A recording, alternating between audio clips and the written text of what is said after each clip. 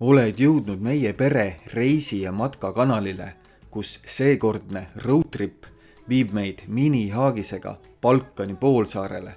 Selles osas jõuame juba Balkani äärealadele ja kondame ringi päevalilli täis Ungaris.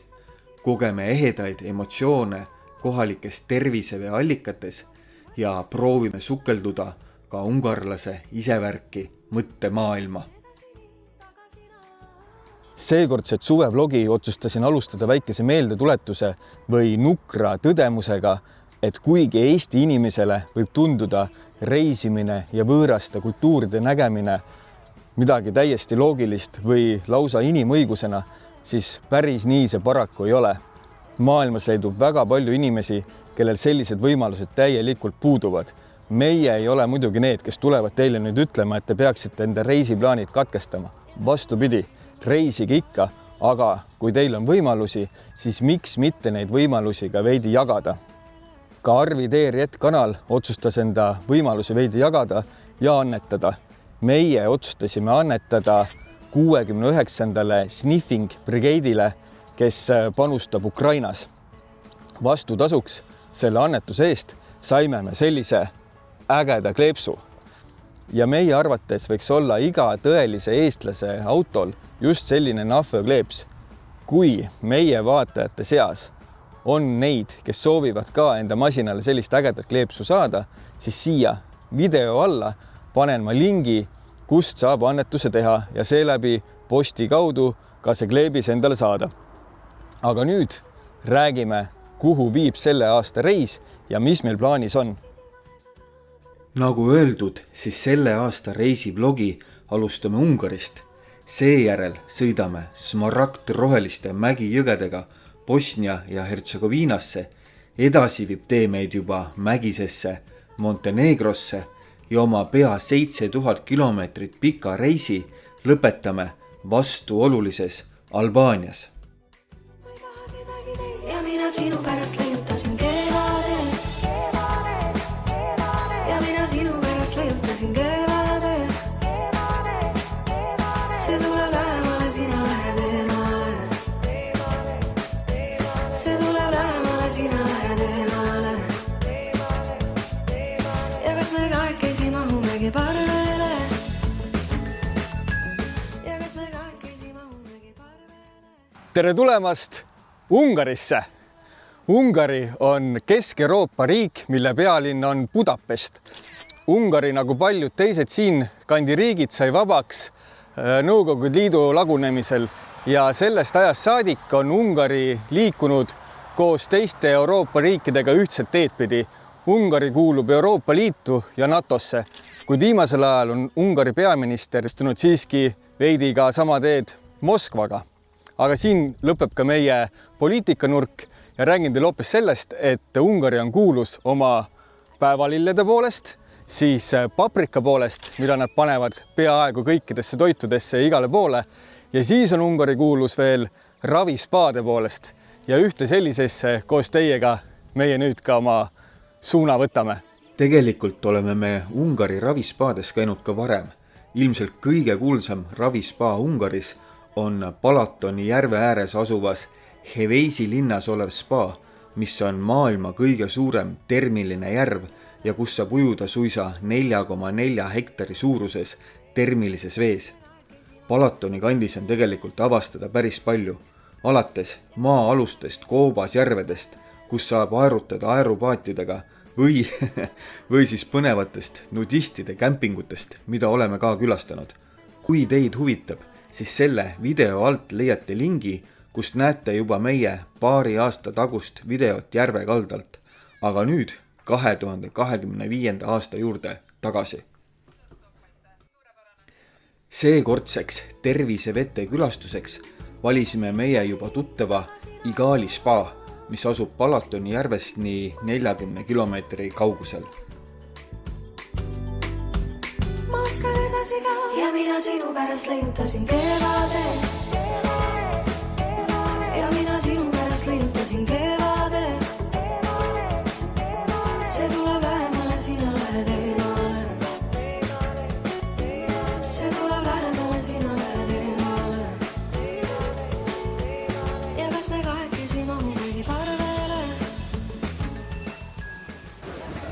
Kui tulete Ungarisse ja soovite mõnda spaad külastada, siis valige külastuseks kindlasti selline spa, kus on ka looduslikud mineraalvee allikad. Need allikad on nahale väidetavalt väga kasulikud.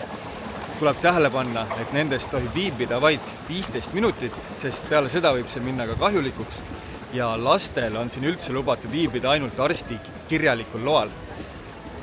Samas on siin ka piisavalt teisi basseine, kus lapsed mängida saavad. Meie üritame alati külastuseks valida selliseid kohti, kus käivad ka kohalikud ja siinsetel tervisevetel oli kuulda tõesti ainult ungari keelt. Üks päris leidlik asi siinses spaas on see võtmetops. Selle saab keermega lahti keerata ja siin sees on võti. Lisaks saab siia panna mõned kohalikud rahatähed, et osta endale karastavaid jooke või miks mitte mõni maitsev maisitõlvik.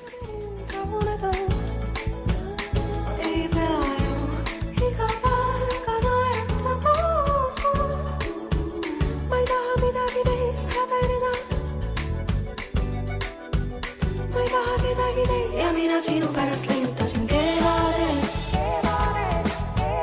Ja mina sinu pärast leiutasin kevade. See tuleb lähemale, sina lähed eemale. Juba eelmine kord, kui Ungaris käisime, siis peale Palatoni äärseid hiigelkämpinguid tulime sisemaale, sõitsime Ungari pikima silla alt läbi ja jõudsime peagi pisikesse Mikloosi külla, kus on kämping nimega La Petite Étoile. Kämpingu omanik on tegelikult pärit Hollandist, aga ta on loonud siia tõelise paradiisi. Lisaks kämpingu pidamisele valmistab Ilse ka imehead veini oma istandustes. Tal on ülimalt võluvad renditavad majakesed, millest mõnel on ka oma isiklik veinikelder.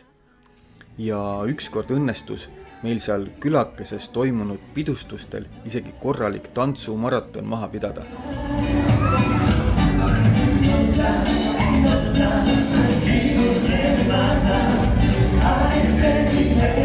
Paneb jälle katsuma küll.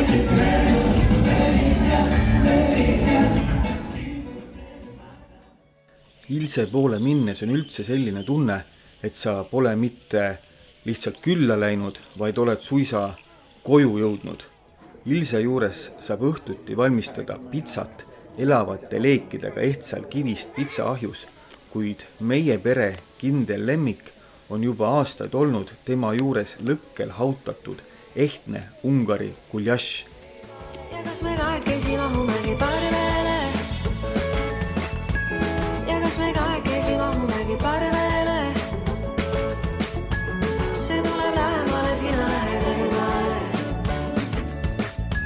See tuleb lähemale, sina lähed eemale.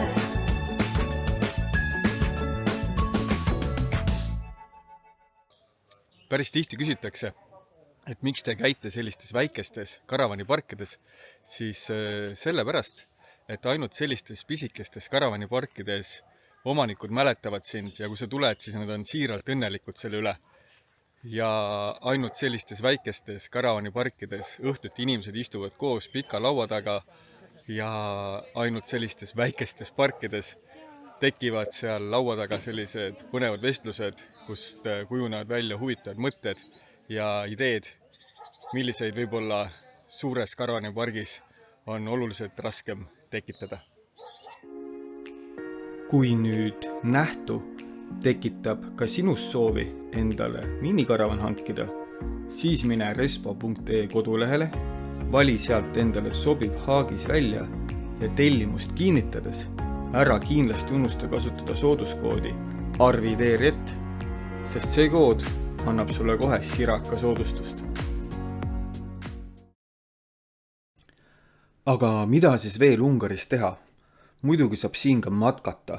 Kui eelmine kord käisime Mirdiga matkamas Ungari mägisemas piirkonnas ja tatsasime pea 20 kilomeetrit pika matkaraja Istallosko koopani, ka selle videolingi lisan siia alla, siis seekord oli meil juba uus plaan ja sellest Leen kohe räägib. Tere! Kell on 12.46. Me oleme Ungaris järve ääres nimega Deseda või Deseda, sest ungari keel peaks olema Eesti sõpruskeel, suguluskeel, aga kuidas seda hääldada, ma tegelikult ei tea. Rentisime endale rattad ja saime need moekad kiivrid, et sõita 14,5 kilomeetrit ümber järve. Meil on selleks aega ette nähtud 3 tundi, aga me üritame selle ära teha tunniga. See on esimene ühine matk meil Ungaris, kus me vähemalt üritame koos startida ja lõpetada, ilma et keegi ei hakkaks vahepeal kettima. Mirtiba ütleb, et ratas on liiga väike, nii et palvetage meie eest. Rada oli tõesti maaliline ja mitmekülgne. Kohati oli üsna kõhe vaadata pisikest rahe, kui ta mäest alla kihutas. Kui meie jälgete seas on ka kalamehi, siis selle veekogu võite küll plaani võtta, sest järve äär oli täis pikitud kalamehi ja olen kindel, et niisama nad seal ei olnud. Aga vaadake parem ise. See tuleb lähemale, sina lähed eemale. See tuleb lähemale, sina lähed eemale. Ja kas me kahekesi mahumegi parvele? Ja kas me kahekesi mahumegi parvele? See tuleb lähemale, sina lähed eemale. Lubasin ka rääkida ungarlase mõttemaailmast. Näiteks hoiavad nad mõnevõrra kinni vanadest asjadest ja pole uuenduste suhtes just kõige altimad. Ungaris on täiesti alles sellised asjad. Ma ei mäleta, millal Eestis viimased telefoniputkad ära kadusid, aga lähen vaatame.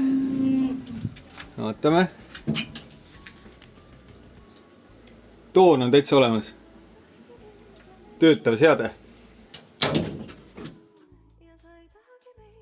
Ungarlastel võib olla ka töö tegemisest veidi oma arusaam. Lihtsalt sööme siin jäätist ja siis mingi mees pügab hekki seal.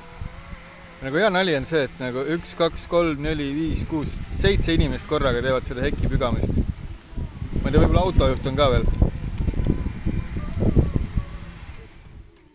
Ungarlased on ka päris osavad reeglite väänamises ja oma tahtmise saamises. Näiteks siinsamas Mikloosi külas on Euroopa Liidu rahadega tehtud jalgrattatee, kuid ega kohalikud eriti ei tahtnud, et pargis rattaga sõidetakse. Samas teed kui sellist nad tahtsid küll.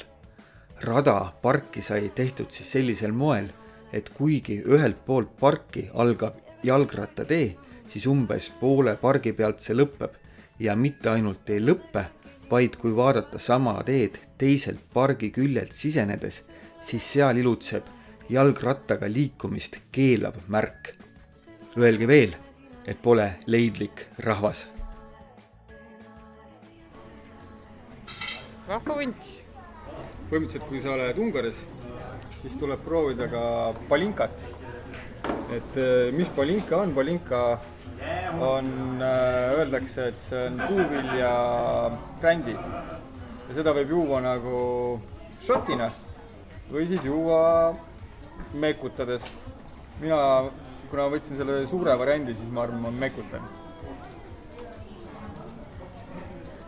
Ja kusjuures ta on 65 kraadi ja seda juuakse üldiselt soojalt. No nii, et tervist. 65 kraadi või? 65 kraadi. What the fuck? Olgu. Aga mis siis juhtub järgmises osas? Noh, autot tuleb tõsta ja kahjuks mitte sellepärast, et ma oleks uue lifting kiti ostnud. Seejärel jõuame Bosniasse, kus Vardasse satub siga, aga mitte sünnipäevalaps. Õnneks tähistan oma sünnipäeva kohas, mille leidmiseks peab olema vähemalt 3 kaarti ja Indiana Jonesi müts. Lisaks uurime Sarajevo kirevat lähiajalugu. Istun tooli vanimas barbershopis, mis on töötanud juba üle 300 aasta. Räftime mööda helesiniseid jõgesid nagu väikesed Tom Sawyerid ja see on vaid algus. Kui sulle see video meeldis või oled meie kanalilt varem midagi kasulikku leidnud, siis hüppa ka meie värskele kodulehele. Seal on sooduskoodid, Leenu äge blogi ja uus maagiline nupp, millega saad ka meie tegemisi toetada. Ära muretse, videod jäävad alati tasuta vaatamiseks.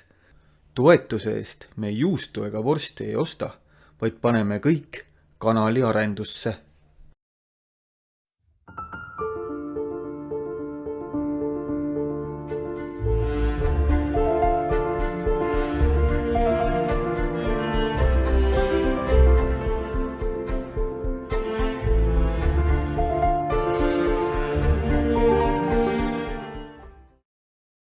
Külla või ei lähe?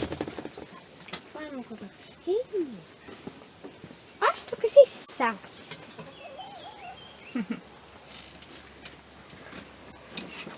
Super chicken, kas te ei tahagi Kuule super chicken istu siia.